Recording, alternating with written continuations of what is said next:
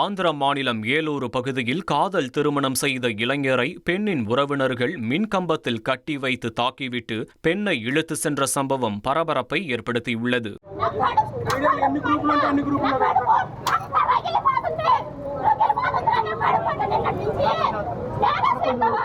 கடந்த 29ஆம் தேதி சாய் துர்கா என்ற பெண்ணை காதல் திருமணம் செய்து கொண்ட சாய் சந்த் என்ற இளைஞர் பெண் வீட்டாரால் தங்களுக்கு ஆபத்து இருப்பதாக காவல் நிலையத்தில் புகார் அளித்திருந்தார். இதையடுத்து சாய் துர்கா குடும்பத்தினரை அழைத்து போலீசார் அறிவுரை கூறி அனுப்பி வைத்தனர்.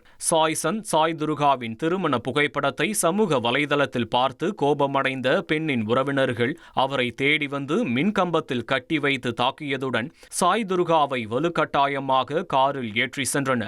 அவர்களிடமிருந்து தப்பிய சாய் சந்த் அளித்த புகாரின் பேரில் போலீசார் வழக்கு பதிவு செய்து விசாரணை நடத்தி வருகின்றனர்.